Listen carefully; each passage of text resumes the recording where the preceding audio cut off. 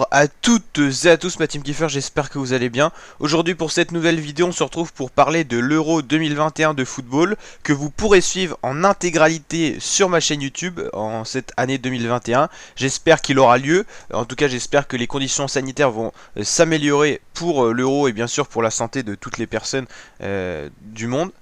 Et normalement l'Euro 2021 devrait débuter le 11 juin 2021 avec le match d'ouverture Turquie-Italie dans le cadre du groupe A. Alors dans cette vidéo je vais vous parler un petit peu bien sûr de l'Euro 2021 mais aussi de comment ça va s'organiser et se combiner sur ma chaîne YouTube. Alors faut savoir que je pense que début février, on va déjà commencer à publier des vidéos FIFA 21 avec des simulations de matchs pour voir tout simplement quelle équipe serait capable de battre quelle équipe. Donc je ferai jouer intelligence artificielle face à intelligence artificielle et je vous rediffuserai les matchs. Et grâce à ça, on pourra voir qui sera potentiellement qualifié en phase de groupe et on verra les phases finales aussi. Donc je pense commencer en février parce qu'il y a énormément de matchs à tourner. Donc n'hésitez pas à me dire si ça pourrait vous plaire en commentaire.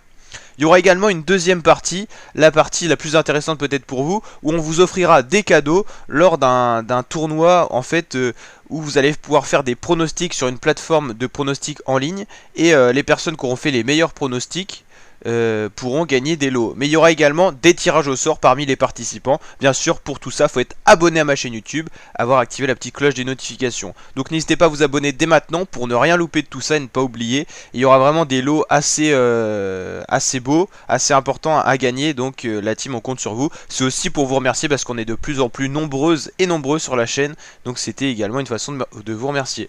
Bien sûr, on suivra le vrai Euro 2021 quand il aura lieu, avec des vidéos aussi pronostiques, où on pourra mettre en parallèle le logiciel de plateforme en ligne, qu'on vous présentera en plus en détail vers le début de l'année quand même.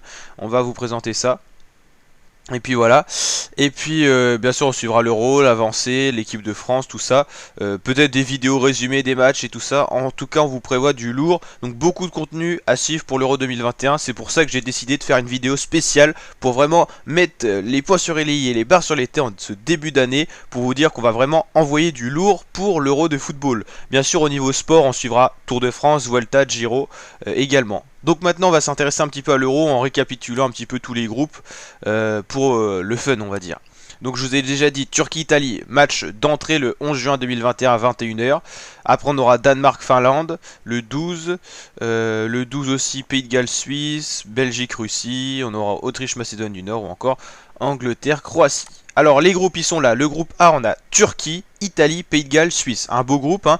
Italie paraît quand même favori. La Suisse est une très belle équipe. La Turquie ils ont montré qu'ils étaient capables de faire de bons résultats en bateau notamment la France. Il y a déjà plusieurs mois. Et bien sûr les Gallois avec potentiellement Gareth Bale qui est quand même un joueur clé. Mais est-ce qu'il sera là? On ne sait pas. Peut-être qu'il préférera jouer au golf. Groupe B, alors on a Danemark, Finlande, Belgique, Russie, plus petit groupe, avec comme la Belgique qui fait partie des favoris pour aller chercher ce titre de l'Euro. La Russie qui est toujours surprenante dans les phases de compétition hein. En Coupe du Monde de 2018, on l'attendait pas à voir la Russie en quart de finale. Éliminer l'Espagne au pénalty d'ailleurs. Et puis on a la Finlande et le Danemark.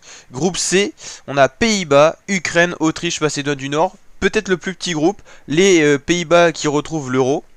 Après quelques années d'absence, l'Ukraine, l'Autriche et donc la Macédoine du Nord, petite équipe qui a vraiment été qualifiée dans les barrages, mais c'est sa première participation à une phase finale de compétition comme l'Euro.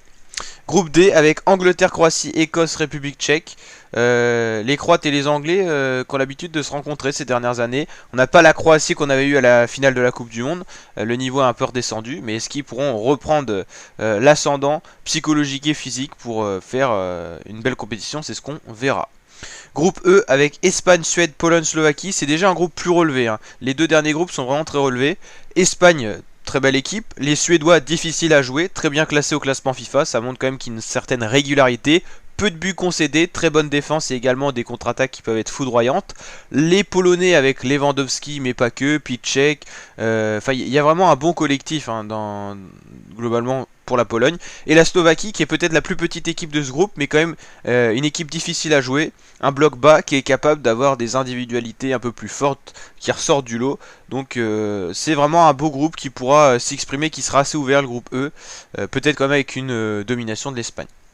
Groupe F avec Hongrie, Portugal, France, Allemagne, c'est le groupe de la mort, c'est le groupe le plus relevé avec les Bleus, vainqueurs de la Coupe du Monde 2018, avec les Portugais, derniers vainqueurs de l'Euro en 2016, avec les Allemands qui sont quand même assez réguliers en termes de résultats, qui sont un peu moins performants ces dernières années, mais on commence à avoir une nouvelle génération qui émerge avec Thibaut Werner.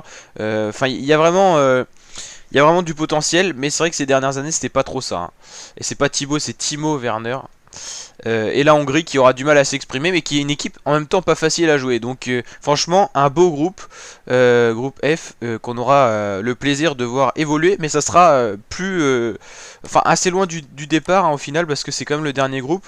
À titre de comparatif, ça commence le 11 juin l'Euro, et le premier match, ça sera que vers le 15. C'est vrai que ouais, il y a quoi, il y a 4 jours de décalage, mais c'est normal, c'est parce que c'est le dernier groupe. Voilà. Donc la France qui jouera ses matchs toujours un petit peu en décalé, toujours en dernier. Il y aura moins de temps de récupération, par exemple pour passer des troisième matchs de poule à huitième de finale. C'est ça un peu le désavantage d'être dans le dernier groupe. Le mieux c'est vraiment d'être au milieu. Tu commences pas non plus, donc comme ça tu as le temps de voir un petit peu ce qui se passe. Et puis voilà. Donc la team, j'espère que cette vidéo vous a plu. Si c'est le cas, n'hésitez pas à liker la vidéo, à vous abonner à ma chaîne YouTube pour d'autres vidéos de ce genre. Je vous dis à très bientôt et on suit tout ça, l'Euro, sur ma chaîne. Allez, ciao mes fratés.